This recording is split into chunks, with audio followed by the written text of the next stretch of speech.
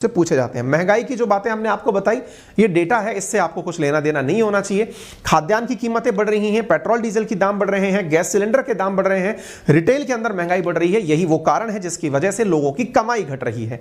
कमाई घटने के ऊपर सरकार का चिंतित होना बनता है, लेकिन कारण की अगर हम बात करें कि ऐसा क्यों हो रहा है, तो इसके पीछे कुछ प्रमुख बिंदुओं में अगर हम चर्चा करें तो सबसे पहला है डिमांड पुल इन्फ्लेशन का होना।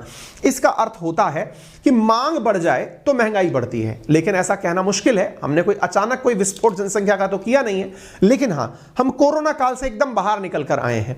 कोरोना काल में जहां हमारी आर्थिक गतिविधियां रुक गई थी, लोगों का घर से आवाजाही रुक गई थी। उदाहरण के लिए आज देवउठनी एकादशी है, आज के दिन लगभग मतलब हजारों की संख्या में शादियां हैं, केवल इतना ही कहना पर्याप्त होगा। शादियां हैं तो शादी के अंदर कैटरिंग भी काम आएगी, मैरिज गार्डन भी सजेंगे, शादियों के लिए जो गहने ज्वेलरी हैं वो लिए जाएंगे, बहुत सारे लोगों को आपने इनवाइट किया होगा तो भोजन वगैरह कराने का खर्च होगा। ये कोरोना काल में रुक गया था, अचानक ये चीज दिखी है, इस वजह से डिमांड इंक्रीज हुई है, तो डिमांड पुल इन्फ्लेशन है। दूसरा कॉस्ट पुल इन्फ्लेशन, चूंकि चीजें महंगी हो गई हैं तो अब क्या चल रहा है ना कि जिसका WPI बढ़ गया, यानी कि मान लीजिए कि कैटरिंग स्टाफ के पास महंगाई बढ़ गई, उसको पता चल गया कि यार अब तो मार्केट में डिमांड ज्यादा है, चीजें महंगी हो गई हैं, तो वो खुद के पास नहीं रख रहा, वो नीचे ट्रांसफर कर दे रहा है। साहब जी अभी एक जो मतलब स्टॉल की कीमत थी वो 5,000 रुपए थी सर, लेकिन अब महंगी हो गई है तो इस बार हम 6,000 की लगाएंगे। तो अल्टीमेटली उसने अपने ऊपर खर्चा नहीं रखा, आपके पास भेज दिया। आपको चूंकि कॉस्ट महंगी पड़ रही है इसलिए इसे कॉस्ट पुश इन्फ्लेशन कहते हैं, आपको किसी और की वजह से धन देना पड़ रहा है। ठीक है, मनी सप्लाई में तो रोक सबको दिखाई दे रही है।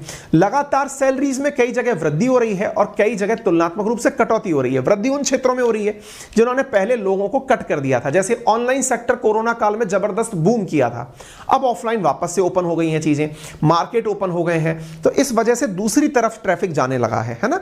तो ऐसी स्थिति में अब सरकार को यह देखना होगा कि इन्हें वो कैसे कम करता है। कंट्रोल करने के लिए अगर हम बात करें, आरबीआई के पास तीन ही तरीके हैं, या तो वो मॉनेटरी पॉलिसी के अंदर कोई संशोधन लाए, या इनकम टैक्स के लिए सरकार को इन्फॉर्म करे कि सर इनकम टैक्स बढ़ाइए, क्योंकि लोगों के पास से पैसा निकलेगा तभी वो खर्च करना बंद करेंगे।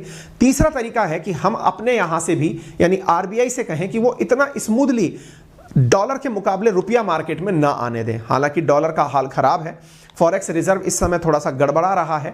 ऐसी स्थिति में सरकार जो प्रयास कर रही है, उन प्रयासों में फॉरेक्स रिजर्व जो है उसके अंदर जो कमी आ रही है उसको कंट्रोल करने के प्रयास के रूप में एक कंट्रोल्ड पॉलिसी अपनाई जा सकती है कि आरबीआई से पैसा आसानी से बाहर निकलकर मार्केट में ना आए। फिलहाल के लिए इतना ही। जानकारी पसंद आई हो तो अपने सभी साथियों के साथ इसे साझा करें। सेशन की शुरुआत में मैंने आपसे 2 सवाल पूछे थे। पहला सवाल था गुजरात के चुनाव कितनी सीटों पर होने वाले हैं, तो कुल 182 सीटों पर चुनाव होंगे। पहला फेज 1 दिसंबर को होगा, दूसरा फेज 5 दिसंबर को होगा। पहले फेज में 89 सीटों पर इलेक्शन होगा, दूसरे फेज में 93 सीट पर इलेक्शन होगा। कुल सीटें 182 हैं। यहां पर 4.90 करोड़ आबादी वोटर की है। पहली बार वोट डालने के लिए 4.6 लाख लोग ऐड हो रहे हैं। पुरुष वोटर यहां पर 2.53 करोड़ हैं, महिला वोटर 2.37 करोड़ यहां पर हैं। चुनाव आयोग 10 अक्टूबर 2022 की सूची के अनुसार यह डेटा आपके सामने रखा गया है। दूसरा सवाल पूछा गया था कि हाल ही के अंदर ट्रैक एशिया कप जो साइकिलिंग के लिए है वो केरला के अंदर होस्ट किया जा रहा है।